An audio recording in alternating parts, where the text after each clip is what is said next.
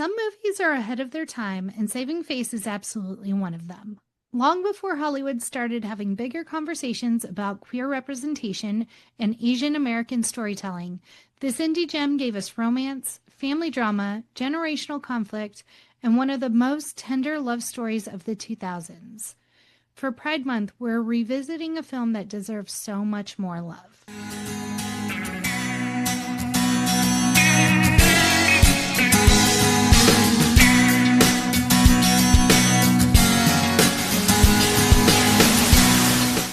Welcome to the No More Late Fees podcast. I'm Danielle. And I'm Jackie, and we're just two best friends and ex-Blockbuster employees rewatching some of the best and worst movies from the late 90s and early 2000s. This week, for Pride Month, we're covering the 2004 indie romantic comedy drama Saving Face. But before we dive in, let's get into some housekeeping. If you love the podcast and you want to support us, here's how you can. Well, an easy way to show us your love is to make sure you hit the subscribe button on your favorite podcast platform, and then guess what? You'll get alerts when new episodes are live. All right, Jackie, what is Saving Face about? A young Chinese-American surgeon named Wil struggles to balance her personal life with the expectations of her traditional family while secretly navigating a romance with dancer Vivian. At the same time, Wil's mother unexpectedly finds herself at the center of a scandal within the community after becoming pregnant out of wedlock. It stars Joan Chen, Michelle Krusek, Lin Chen, and Jin Wang. It was written and directed by Alice Wu, and you can currently rent it on Amazon Prime. But before we get started, let's get into our ratings rewind. So you know the drill. Before we get into the movie, we'll reveal the rating our Y2K versions of ourselves would give. Then at the end, we'll see if our current selves agree with the initial rating. Our scale consists of would buy it again, The best would play on repeat. 5-day rental, Would watch again. 2-day rental, It's okay, but nothing to write home about. and same-day rental.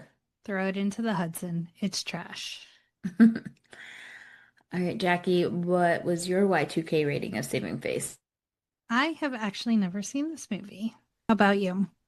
5-day rental for me. When I first saw this movie, I was like, because of the mother-daughter dynamic, I think that is what attracted to me to it. And like being a first generation child of an immigrant parent, there's a lot of things that resonated, even though obviously I'm not Chinese, but those elements spoke to me. So yeah. All Well, why right. don't you tell us about the box office? So this movie came out May 27th, 2005. It had a budget of $2.5 million. It made $1.2 million. Obviously, it didn't make it in the top five, but the opening week box office at the time was The Longest Yard at number one, Star Wars Episode 3 Revenge of the Sith at number two, Madagascar at number three, Monster in Law at number four, and Kicking and Screaming at number five. That's a hell of a top five. Yeah, for sure. So we don't have a wonderful tidbit from Lil Raj this week. So I'm going to pull Stephen Holden of the New York Times. And he called it an amiable romance spanning three generations of Chinese Americans. He reviewed that the film had failings at the end. Sadly, as Saving Face ties up the strands of its story, it forfeits its credibility at a wedding finale with a series of instant feel-good solutions and reconciliations. While Owen Gleiberman at the Entertainment Weekly praised the movie's interesting storyline and twist, but stated that the writer-director Alice Wu fudges a lot of basics. I never believed the heroine was really a physician. I'm sorry. What was that a man? That's oh, What?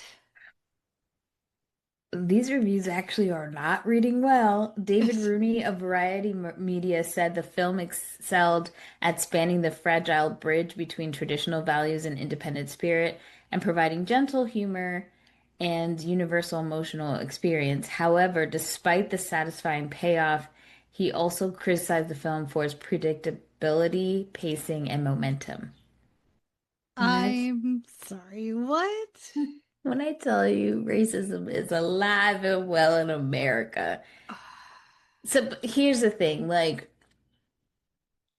the goalpost, I always feel is just like constantly moving. It Yes. takes, especially back then, it's still actually pretty difficult, but back then it was excruciatingly difficult to get these films made.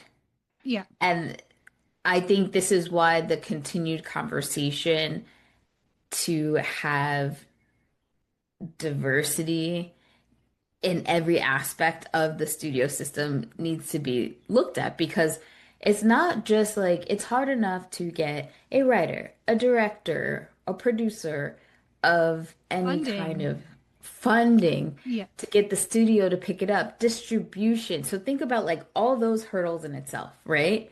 And then when it's time for the budget to have marketing to get it in front of the right people, and then you have to fight to get it in theaters Yeah. because back then, I think this only opened into like maybe six theaters at first and then Wow. got expansion. So it's like, then it tells you this kind of story that the movie was poorly received, but also it didn't get to many people in the first Right. place.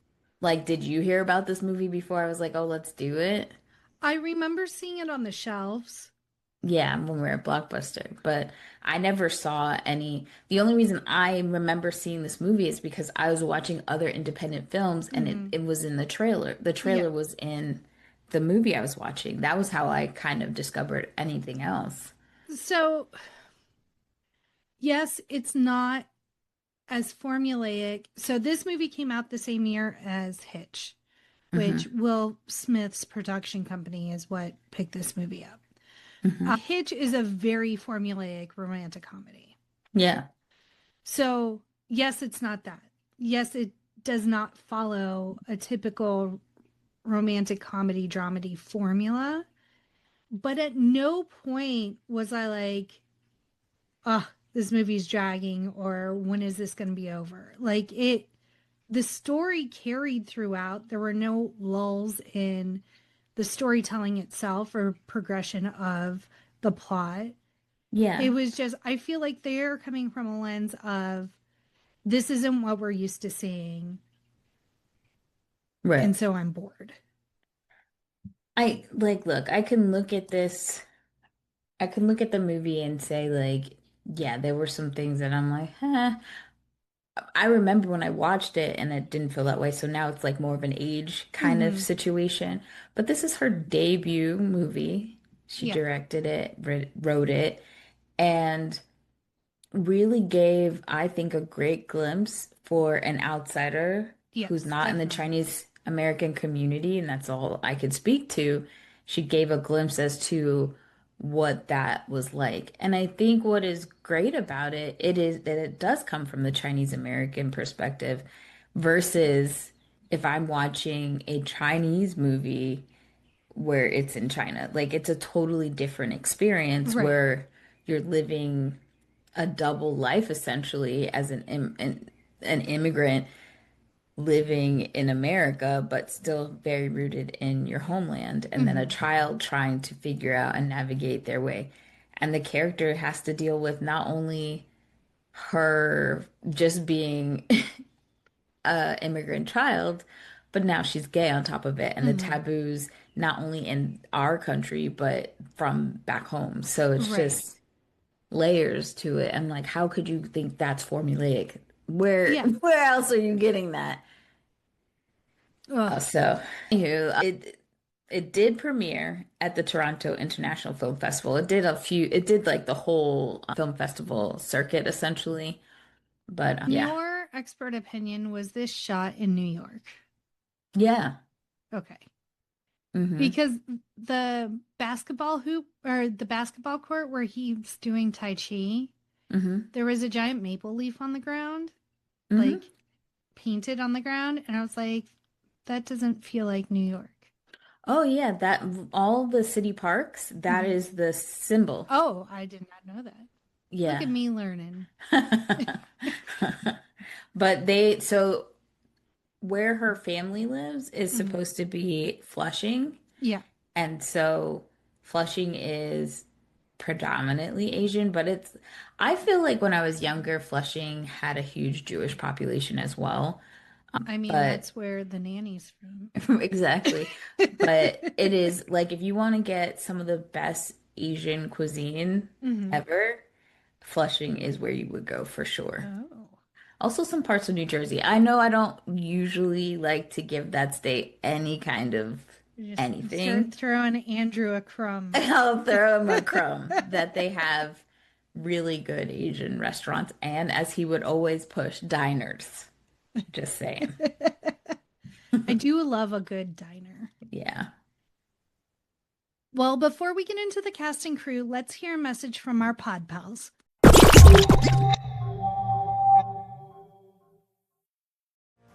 Hey everybody, I'm Joe Welke, And I'm Vance. and we're the hosts of Boys Watching Buffy, a podcast where we watch cult classic TV shows for the first time ever and break down each episode. We've reviewed Buffy the Vampire Slayer, Angel, Firefly, and despite the name of the podcast, we're currently reviewing Veronica Mars and Dollhouse. So check out our episodes every Tuesday on all podcasting platforms.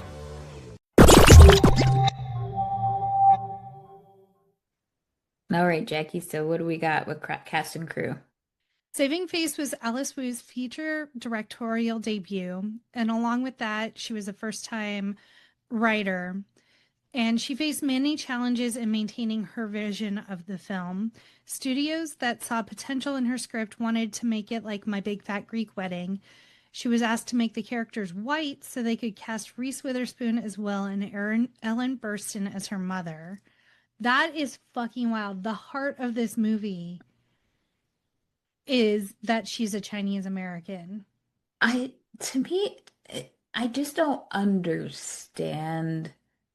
I don't understand it. There are so many white movies. Yeah, So what does it hurt to have any other, like, why? Why Reese Witherspoon and Ellen Burstyn? So you really like the story, but you don't. It's to me, it's crazy that there are some white people who cannot see themselves in any other, like, there's no yeah, other, like, the stories aren't relatable because they're not white. Like, somebody would have to explain that to me because so many other marginalized people do it all the time. Stories are right, stories. Like when you're reading a book, you can imagine the character any way that you really want to. right. So why?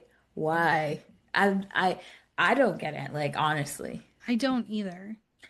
Like, And I've what's never gone into a movie thinking, like, oh, I'm not going to enjoy it as much because the people on screen are not the same color as me. You know, like, but I also come from a lens of like, I want to know about other people's customs and traditions and the way they grew up because I understand that not everyone grows up the same. yeah. And to understand that is to have compassion and sympathy for the other people around you that may not be like you. Yeah. I And what's also crazy? Like, there's been so many studies proven that even financially, we all do better with like more diversity. Yeah. And I think a lot of people think diversity just means color, and it's really not. No, it's There's, customs and religion and right. traditions and food and culture. Like it's everything all together. Yeah. Reese Witherspoon, Lord Making me Jesus. hot before we even get into the movie.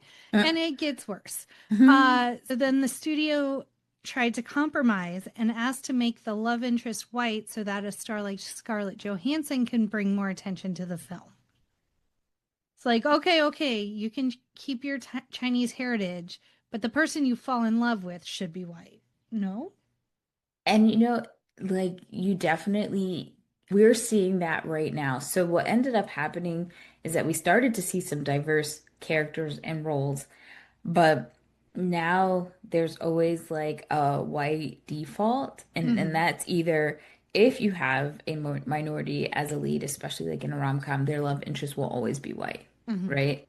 It's very rare that you see two like a POC and a black person or two POCs together as a love interest. And then on top of that, there's like mixed, if, for example, To All the Boys I Loved Before or The Summer I Turned Pretty, they really fought the creator on that to make the characters white at first, and then they had to make them half white to just like even get that done.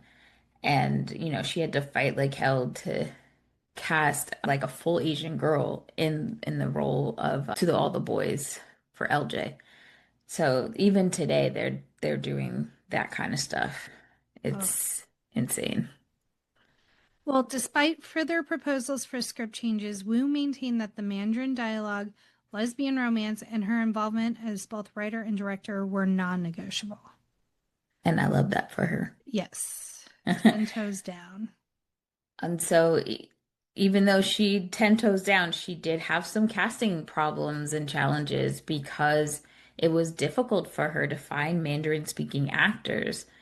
But she felt like the film really needed to be bilingual in order to make it authentic and believable, which I agree. Yeah, Like, that is a realistic thing that to this day, I'll go to some pockets of New York or even Miami down here, and they're looking at me crazy for speaking English. So I was like, yeah. oh, okay, got it. But One of my favorite parts of this movie is like just the translation of what they're talking about. It's like, oh, well, old people just like to gossip. No matter like what the culture is, nope, we're just talking about everyone out here. yeah, harshly. Harshly. Sometimes I wish my grandma did speak another language because I mean she doesn't speak patois really, but it would be nice so that she wouldn't say embarrassing things. Like, at least no one would understand that she's throwing shade. Yeah. Well, because she was not a native Mandarin speaker and the film required natural comedic timing, Wu allowed Krusik's character to respond to her mother's Mandarin in English, which the director writer said is a very first generation American thing to do. So I didn't know that she didn't speak Mandarin. Yeah. That's interesting. Will was made to only speak in Mandarin when she wants to elicit a response from her mother. Before production began, Michelle Krusiek was flown out to Taiwan for 3 months to take an immersive Mandarin course. I wonder if she kept it up years later, like if she actually, because Yeah. I feel like I would want to. This movie is Lin Chen's first feature film and Michelle Krusiek's first lead role, as well as, like we said multiple times, Alice Wu's, you said directorial debut. Yep. Yeah. At her first audition, Lin Chen played Vivian simply as a friend of Will's in the vending machine scene because she did not have access to the script and was therefore unaware that it was a lesbian romantic comedy. She returned to audition 4 more times, once with Michelle Krusiek, before securing the role of Vivian Shing. Okay. Well, let's get into it. Okie dokie. So when the movie opens, we're introduced to Wilhelmina Pang, Will for short. She's very successful. She's a surgeon, but you can tell she like has her life like very compartmentalized. Like Yeah. there's her familial traditional life, there's her like friends in the building life, and then there's her dating life that we find out a little bit later more about. Yeah. But she's very stringent on what she does and does not really allow those lives to cross paths ever. Yeah. And I would have to say with a lot of my Asian American friends, this is true Mm-hmm. to how their dynamics have that I've seen. Like when we were growing up, I'm obviously knew your parents, met your parents. Yep. It was like a totally different situation. I don't think I even met Shatima's mom until we went to Thailand, and that was like by accident. And at first I was like, are you hiding me? Yeah. But it was more about just like her relationship with her mom Mhm.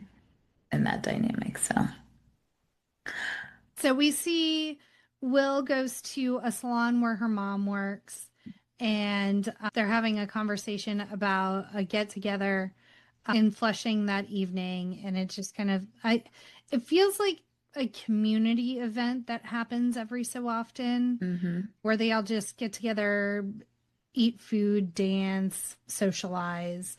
So they go to that, and then it's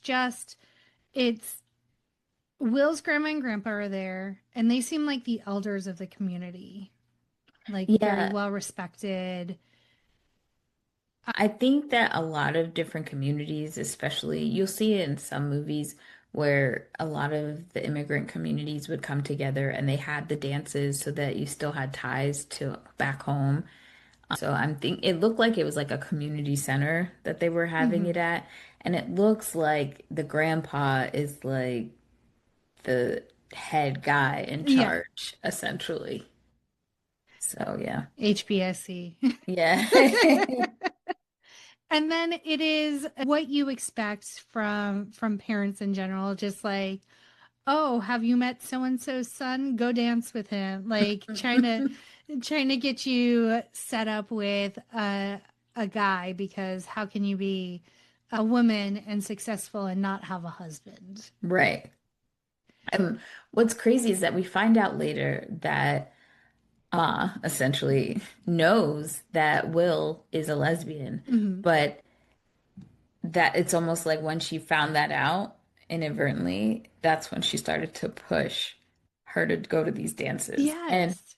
Will doesn't try to fight it at all. She just like it's like she's been trained to do what she's supposed to, like Hmm. be the top of her class, be a doctor, be a great surgeon, and she just finds this to be one of her responsibilities. But I just always wondered like how long she was going to do that for. Yeah.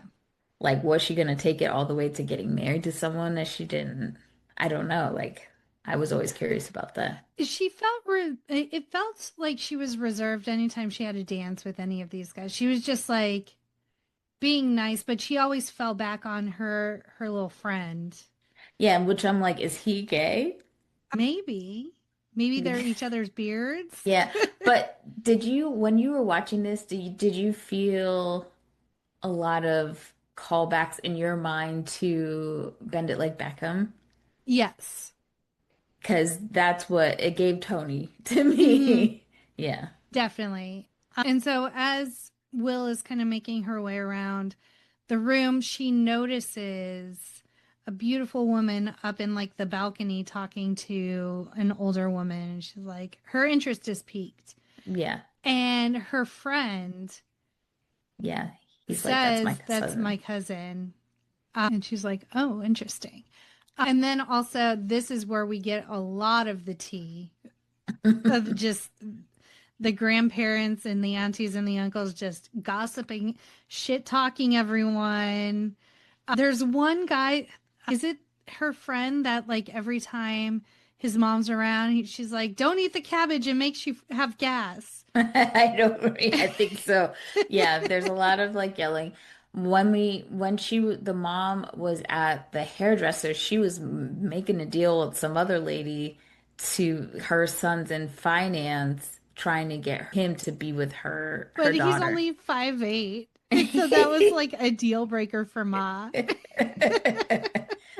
And they start dancing and all he starts going into some finance bro shit and she quickly told her friend like you better cut in Yeah. ASAP. Oh man. So then we see Will at work again, and she's at the vending machine. Her friend is, oh, what's her name? It's Dwight. Carol's wife. So Yeah. she plays Susan on Friends, Jessica Hecht. Hmm. And so I was like, oh, Susan, what are you doing here? And you don't have that annoying voice. You were putting on a voice in Friends? Good to know.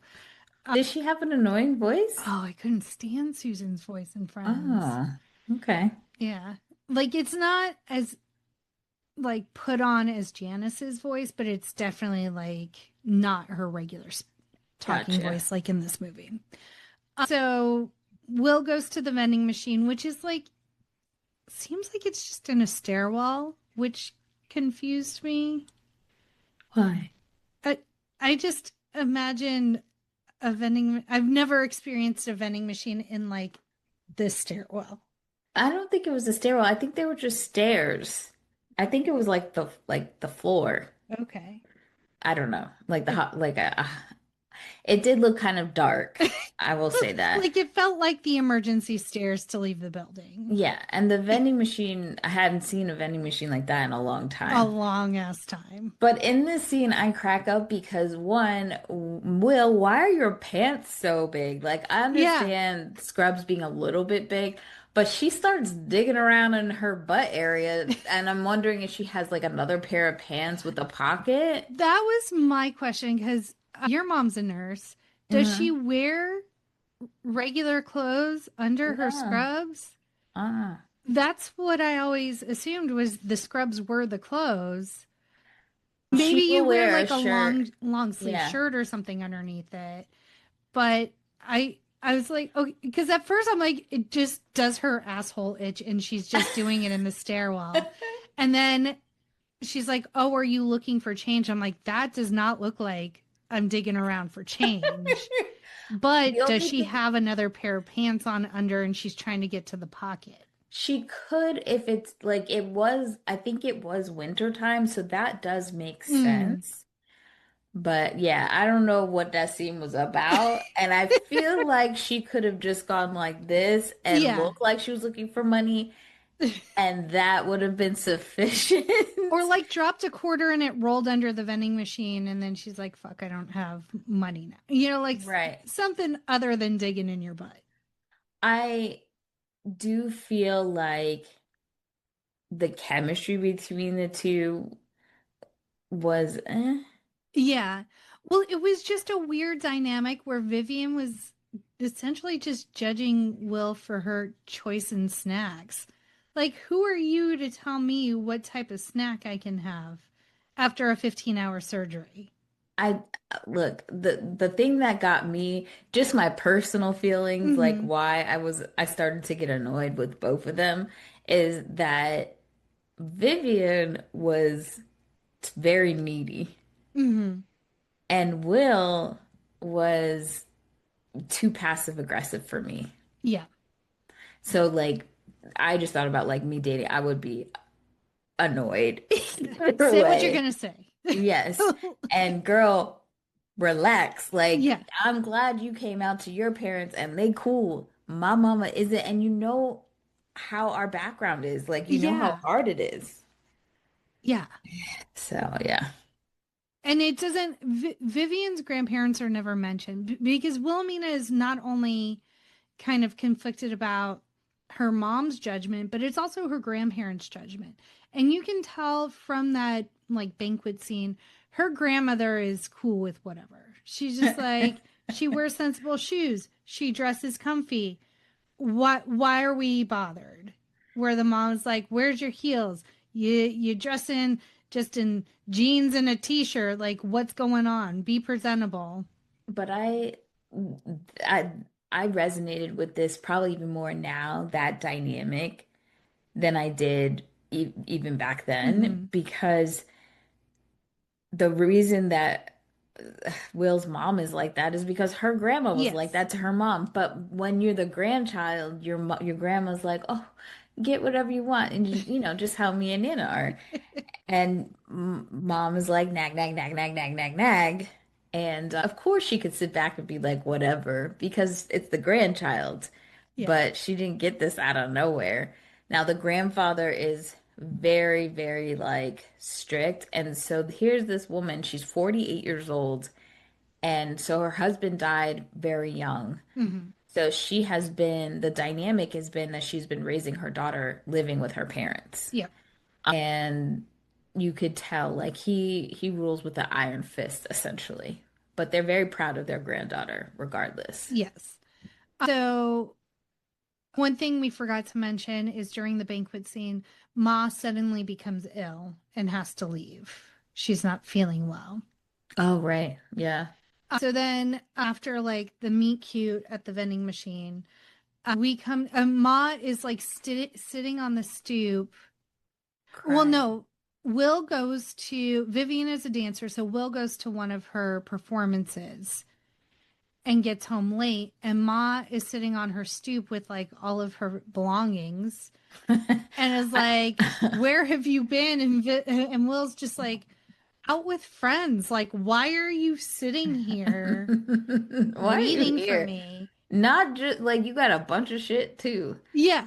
on top of it. But I think we missed meeting her neighbor, Randy. Yes, So she Randy. she has He's a behind me. There he is eating chicken.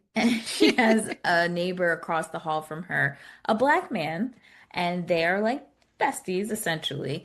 And we usually see them smoking Mhm. on the roof, like just talking about stuff. So he's like a good palate cleanser and supporter to kind of listen to all the craziness. And also Will doesn't seem to know, she's very aloof about certain dynamics, and so he Mhm. kind of humanizes certain things where he's like, bitch, what are we doing? Yeah. But very, very nice guy. So yeah, the mom is on the stoop and she brings her upstairs, and you already see the mom starting to take over. And Ma is crying. And Yes. Will's like, "What's going on?" And like, Ma isn't telling her anything. No. And then how does she find out? So Ma goes into the bedroom, turns on music, and she's acting all disheveled and shit. And the she's like trying to figure out what the hell's going on. The music is loud. The phone rings. She answers the phone. It's her grandma. And her grandma's just talking about it's best that she stays with you Yeah. until, you know, her health isn't going to be well. And there's also clues about her health because there's a guy who does like herbs and reads fortunes and stuff like that and said Mhm. that she was going to have a rocky year with her health. So we do get that glimpse. And so then the grandma's like, yeah, and the daughter's like, wait, what do you mean her health? Like, what's going on? She's pregnant. And she Mhm. can't come home until she got a husband. Wait, what? So she's like, Mom, you're pregnant? Like, what the fuck's going on? And then And she's like, "Who's the father?" And then the mom is just like, every time immediately changes the subject. Like, will not answer anything.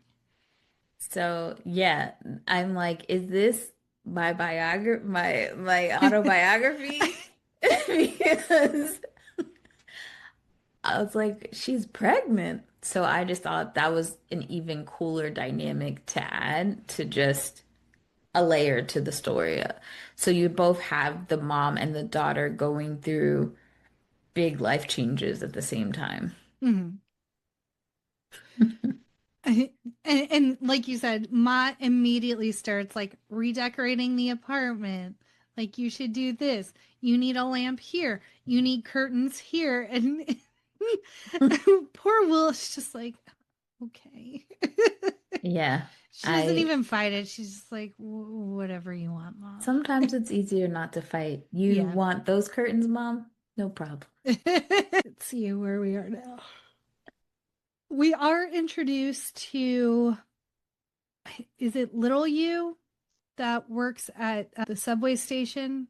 Yes, because his dad is the one who does like the fortunes. And so every time Will is going back and forth at the train station, he is providing herbs and stuff for her To get married. to get married. But then once the mom moves in, it's like he already knows. And so he's giving herbs to the mom. Yeah.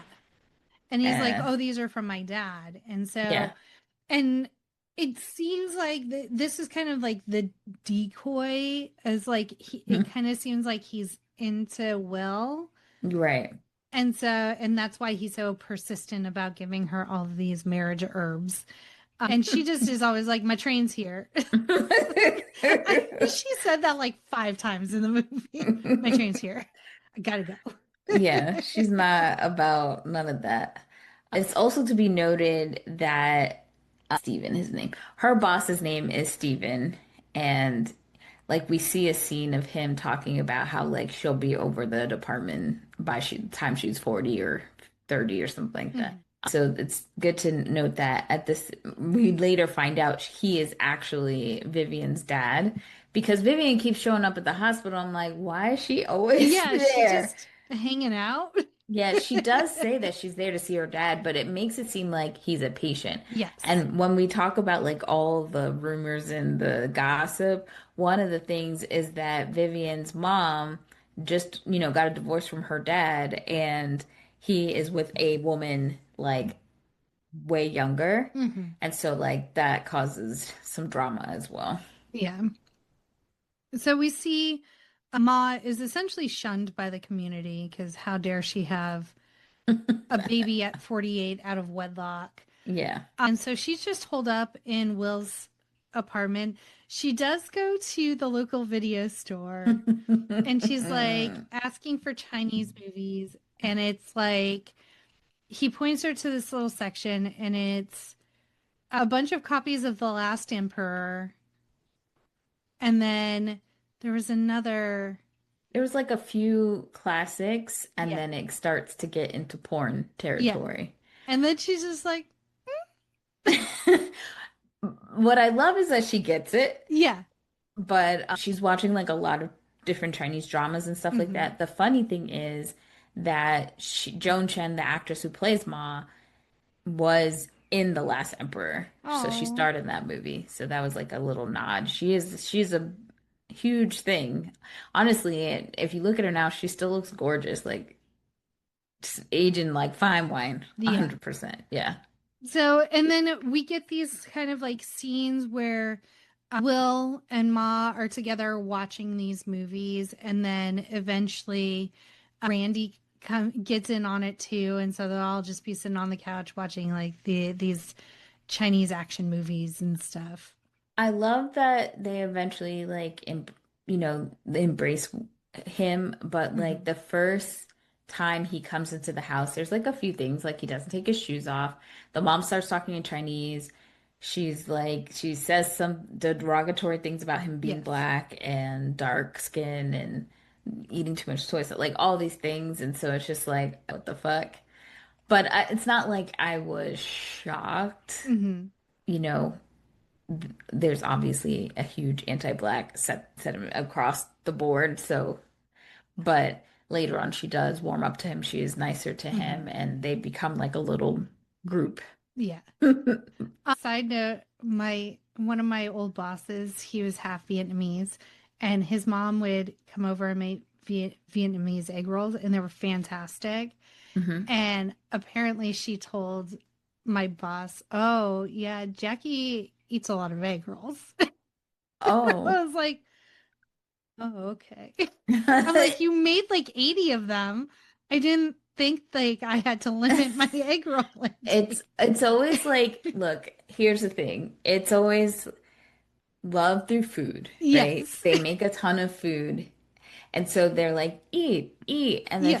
it's almost like in so many of these cultures, you have to say, no, it's okay. To Yeah. be polite, you have to say no at least 2 to 3 times. Yeah. And then you can say yes, but you can't eat too much because then you'll be like, you fat, you eat Yeah. too much. Like that becomes a problem.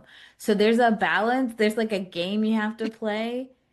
I And was I not aware noticed of the that game. I just liked egg rolls. there's so many cultures like this. Yeah. It's kind of insane. So I feel like it prepared me to go to other cultures and be like, no, it's okay. Or just remembering what my grandma drilled into my head. You have to say please and thank you and just be Hmm. very polite and very quiet and just, yeah. So it's always interesting when you are your immigrant child and then you like first bring your American friends, your white American Hmm. friends, and you're like praying that your white American friends act right. Like I really didn't try to invite people over really too much Hmm. because I already knew. Yep. I didn't want to deal with it.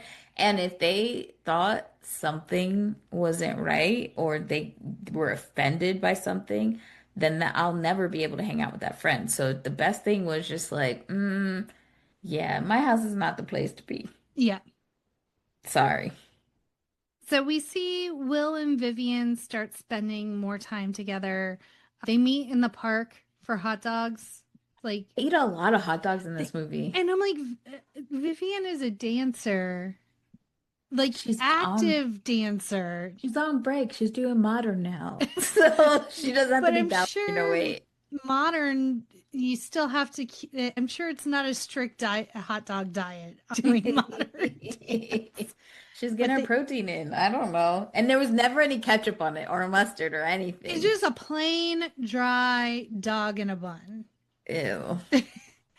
But they evolve their relationship through like just sitting in the park and talking, and again, food, even though it's Americanized food, still bonding over like food rituals.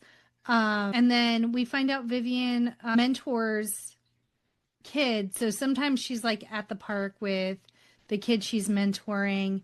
She was teaching them how to fall without hurting themselves. Yeah, for I think like in ballet, when you're doing stuff, it's good to learn like if you are like when you're trying to do the pirouettes or whatever, maybe learning how to fall so you don't hurt yourself. Yeah. So, but that scene was so weird because so they're at Vivian's house and it seems to be like their first date alone. Yeah. And so Vivian, is showing off her apartment and she's telling her about falling. And so she's telling Will to fall.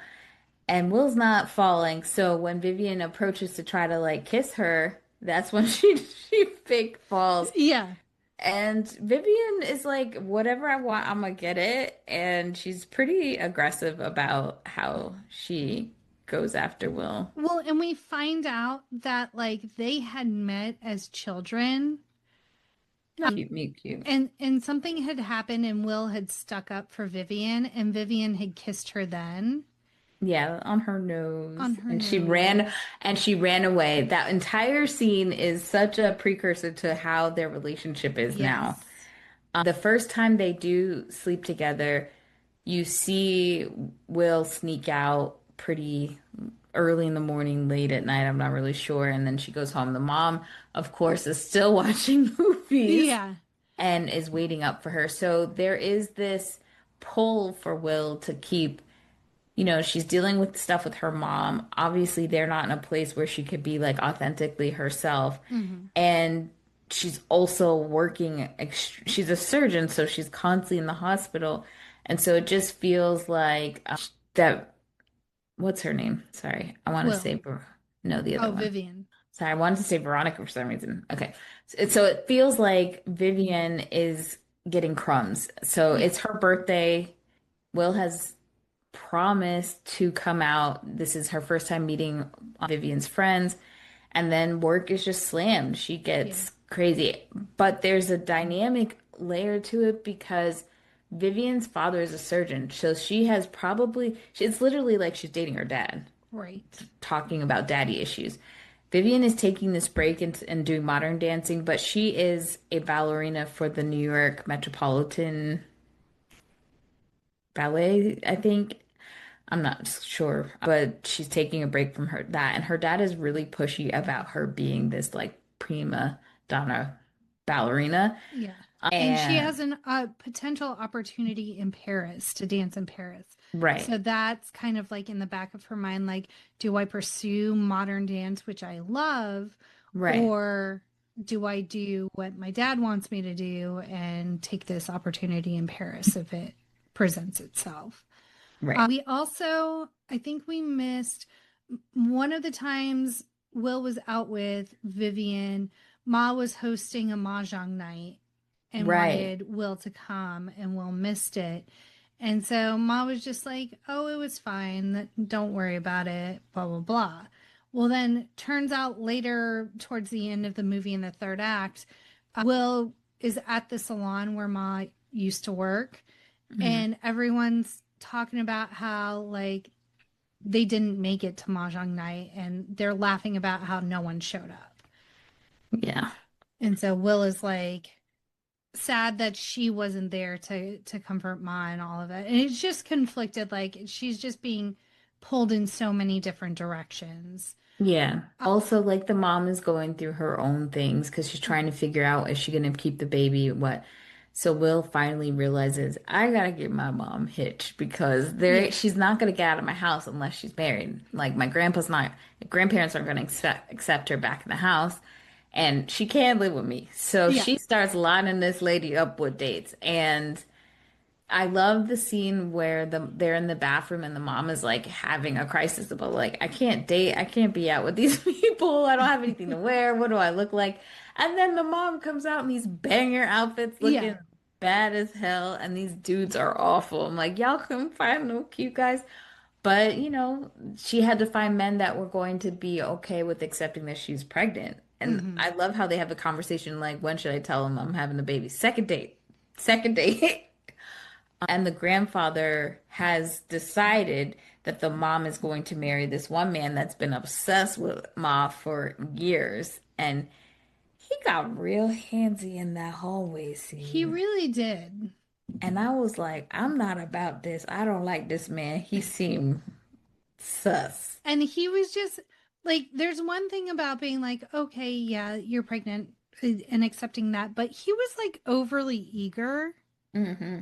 And he's like, well, I don't have children, so I'll be the father to your child. Like immediately. And I'm like, you didn't even take a beat to like think through this. He been thirsting over this lady since 1985. He's like, I don't care. She got 80 kids. She gonna be mine. And he says it like one of the first scene at the dance. He tells his homies because they're all like, "Well, I still got a chance to have a baby," and they're like 50 years old. They're like, "Oh," but he was like, "No, she gonna be mine.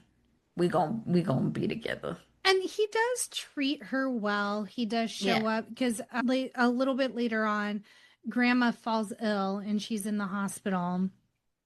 And it's just Vivian and Grandpa because Grandpa has shunned Ma and is not speaking to her.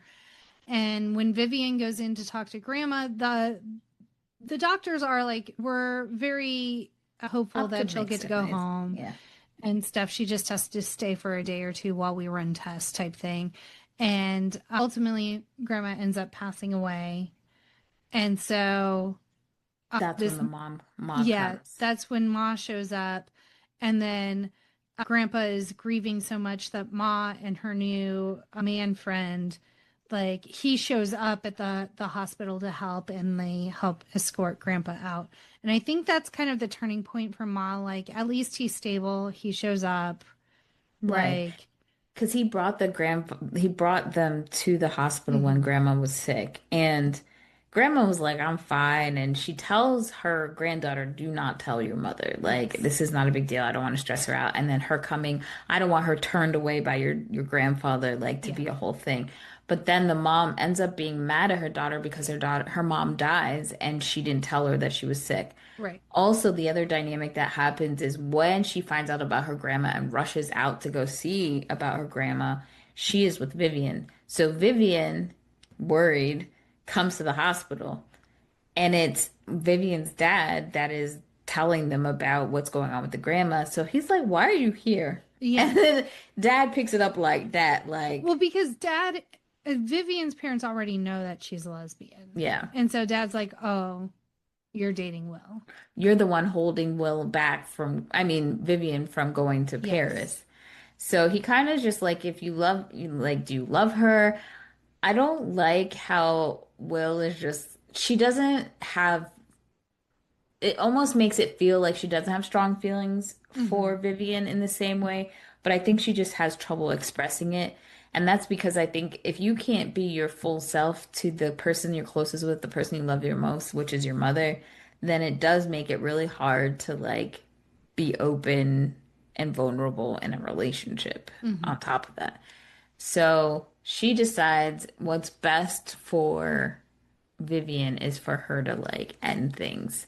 Especially after her grandma dies, like she's like, this shit is too complicated, and now I have Yeah. to be here for my mom, and my mom's not talking to me. It's like too much. Yeah. And then Ma decides to marry. That man. I don't even know his name. I don't, I just, I sure we Handsy. should look it up, but yes, he's Mr. Hansy for sure. So, and like it's a fairly large wedding. It's not just like shotgun, let's go to the JOP and get this done. It's like Ma's got a wedding dress. Well, They're, that's because the dad is HBIC. Like everybody in the community is gonna show up, and the gossip. Like she pregnant. He like it's messy, and the daughter is. So Will's not going to the wedding because her Mhm. mom's pissed at her, and her again bestie from across the hall is like, "Yo, you need to go to the wedding. That's your Yeah, mom." She gets another envelope from Mr. Train Man the day before. And so she goes in her backpack. The only reason she opens it because it broke. yeah. So she's like, oh shit. She opens it and there's like a 4-page letter in there and she's reading it. And it's like, you didn't marry the person you wanted to marry the first time around. Like, you didn't marry for love.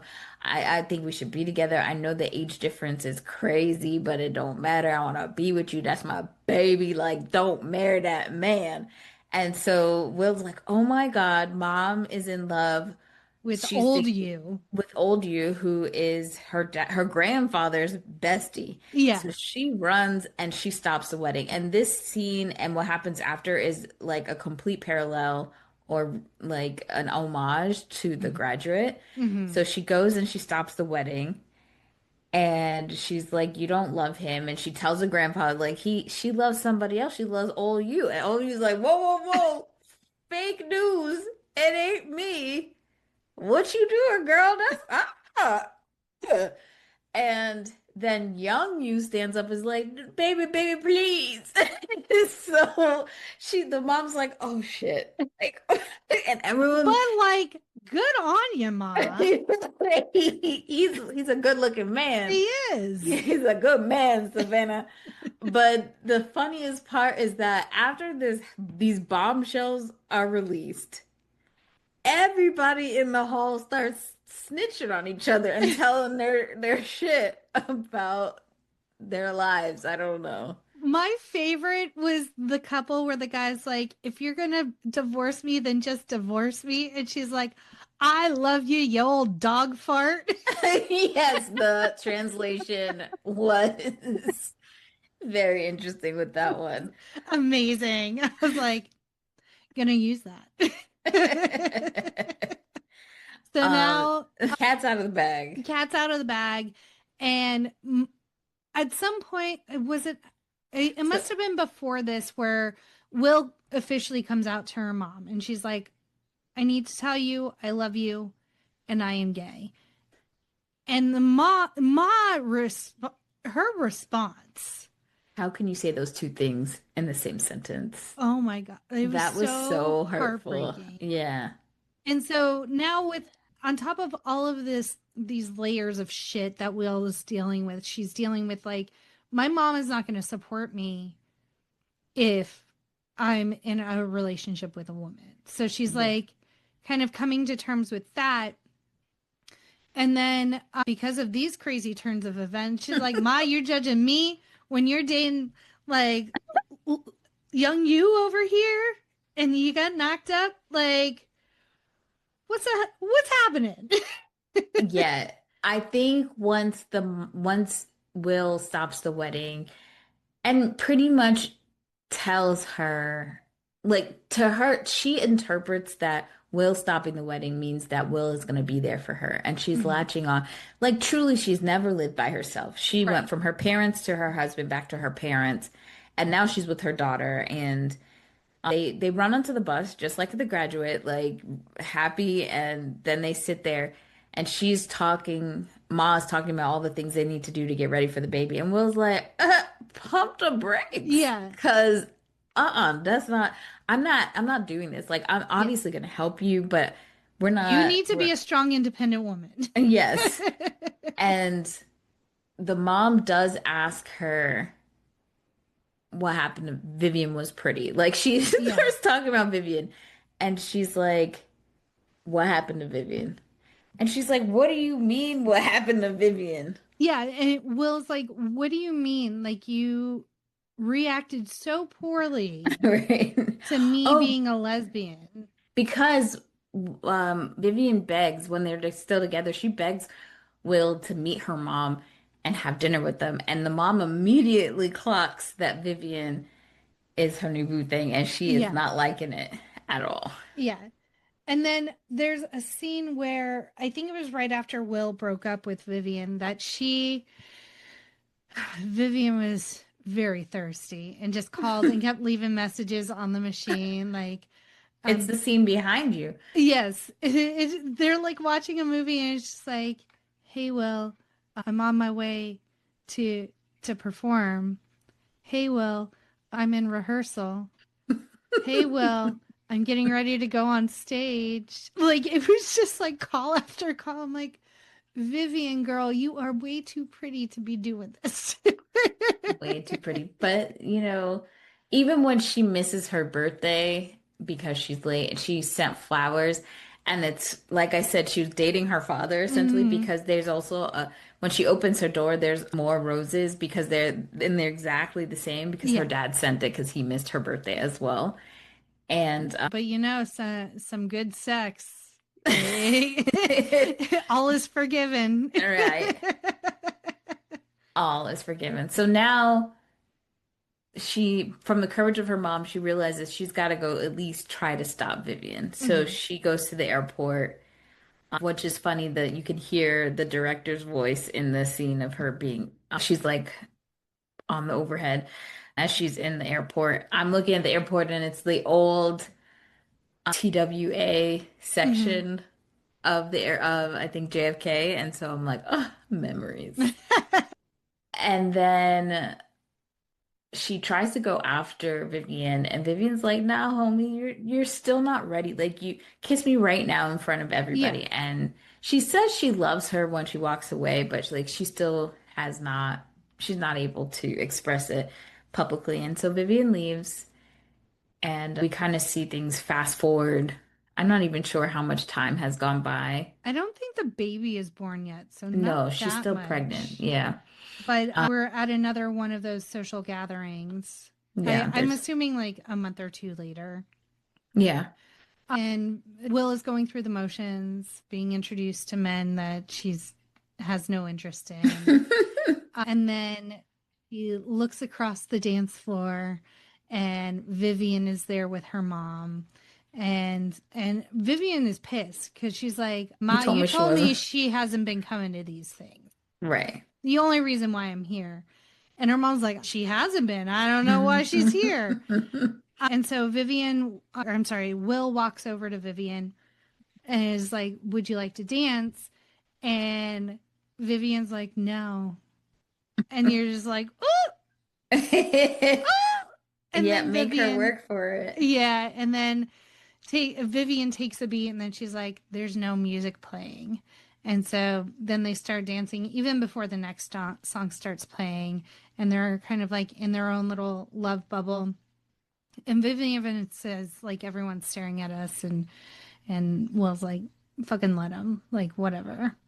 And then they kiss, and that is saving face. All right, well, let's see what fun facts we have. Like you asked, Saving Face was filmed on location in New York's Flushing, Queens, Brooklyn, and Manhattan on 35 millimeter film. And it's featuring the New York City Chinese American community. The film features in a mixture of Mandarin Chinese and English. And when you were asking about the park, so the New York City parks do not have a designated maple leaf park, but the famous NYC Parks logo features a stylized leaf of a mix of a maple and a London plane tree. Hmm, Maples are widely planted across the city and turn brilliant colors during the autumn. So, interesting. yeah, you usually see them kind of everywhere. And Teddy Z helped Wu get the establishing shot she wanted by allowing Saving Face's camera crew to tag along on a helicopter shoot for Will Smith's Hitch, which was filming at the same time.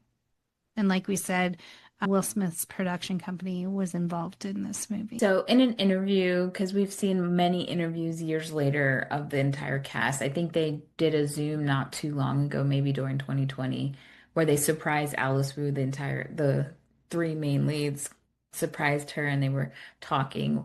One of the things that Alice Wu did say on that Zoom was, she kind of thought that the movie would have been at least a breakthrough for the Asian American actors to have bigger roles after the movie came out. And she said they've all, carved out their own lane. Both Michelle and, well, Joan Chen was already directing, but they started to direct. Michelle and Lynn started directing afterwards. But she said that was like one of the biggest disappointments for her after the movie did pretty well and was like a considered a breakthrough. And also, she directed the movie and wrote the script several years earlier while working as a program manager at Cinemania and Music Central, Microsoft's CD-ROM entertainment department. Ooh, fancy. I know. Alice met Teddy Z, who is the president of Will Smith's production company, Overbrook Entertainment, at Cape. Z described the process as an awakening for me about the Asian American experience in Hollywood because I was always such a part of the studio system. Every day there are actors coming in who are Chinese American who don't get an opportunity except to play prostitutes or waiters. And if you want to go back, we did an interview with Kayla Yu, who wrote a book about called Fetishized. About Asian American women or Asian women in film and their experiences getting roles and being fetishized by American culture. So you can we'll put that link in the show notes if you want to go back and listen to that interview. And CAPE is a coalition of Asian Pacifics in entertainment. And so the script won at the CAPE in 2001, and she won the Screenwriting Award. And the script was inspired by Alice's own experience of coming out, and that one led to the script being produced, and that's where she met Teddy Z. She also talks about the fact that on that same Zoom that she made the movie for her mother, because at first it was rocky, but then her mom became one of her biggest supporters, and they were even talking about like what it would be like, where their characters would be now, years later, and would they do a sequel. Alice was very against a sequel. She feels like the movie really told a specific story, and the only reason she would ever do a sequel is if they were telling a very important, different story. So, like, yeah, get that. And Alice Wu can be heard and seen in the movie. She is the flight announcer's voice in the airport scene and the woman eating an apple on the bus. And in an interview with Asians on Film, Michelle Krusik mentioned that although Saving Face did not make a dramatic impact on Hollywood through the box office, the film has remained relevant through its staying power. Saving Face has continued to be screened at festivals such as San Diego Asian Film Festival in 2019 and the 30th Annual San Francisco International Asian American Film Festival in 2012. And Joan Chen said, I was always this tragic woman, and Alice gave me the opportunity to play in a comedy. In a lot of the movies that I did before Saving Face, I had a dark period where I played a lot of awful roles in films like On Deadly Ground and Judge Dredd, but I really felt like I wasn't being authentic, and so Saving Face came along and gave me the opportunity to get the authenticity that I was craving for. One of the other movies that I loved that was on the shelf when she went to the video store was Joy Luck Club. Yes. And I always felt like, when we started having conversations about Crazy Rich Asians, when that came out, it had been so long since they had a movie with an all Asian cast like that. And it pretty like that on that scale. And the last time was the Joy Luck Club. I think that was the thought that when that movie came out, it was going to open so many more doors than it did. And that always made me really sad because I read the book and watched the movie, and it just such a good movie. Hmm. It's outside of our time frame, and honestly, I'd just be too sad to like talk Yeah. through it. Yeah. If you haven't seen Joy Luck Club, I don't know what rock you've been under, but you should definitely watch it and read the book too. It's good. Michelle Krushik said in an interview that her nude love scene with Lin Chen only took about 20 minutes to shoot, but the anxiety leading up to it was much longer. She said, I was pretty nervous because I wasn't sure what to expect. Both Lynn and I did a good job of trying to keep things calm and casual, but you could feel an undercurrent of nerves. We did a couple of takes and planned out some basic movements, but what you see on screen is pretty organic. In between takes, we would just lay there and chill. And Michelle also said that in an interview in 2005 that her mom had no problem with her playing a lesbian in the movie, but if she actually were gay, she wouldn't handle it very well or understand because being gay is one of the biggest taboos in Chinese culture. That's Well, unfortunate. it's crazy, but it's still so very taboo for Yeah. so many different cultures to this day. But anywho, before we get into our today ratings, just want to remind you guys to make sure you're checking us out at No More Late Fees on Instagram, Facebook, TikTok, Twitter, YouTube, and Threads. And don't forget to leave any questions or commentary. You could also leave a comment on our Spotify account as well. All right, Jackie, what is your current day rating? I really enjoyed it. I would say 5 day rental. It hits you in the right feels. Yeah. Yeah, I'd say it's a 5 day rental for me too. I definitely could see myself going back and watching it, rewatching it. And if you have any commentary on this movie or any other previous movies that we've done, hit us up at our quick drop. You can call us or text us at 909-601-6653, and you could be featured on a future episode.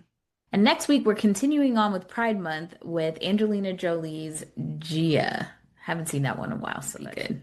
I am looking forward to that. And as always, be kind and rewind.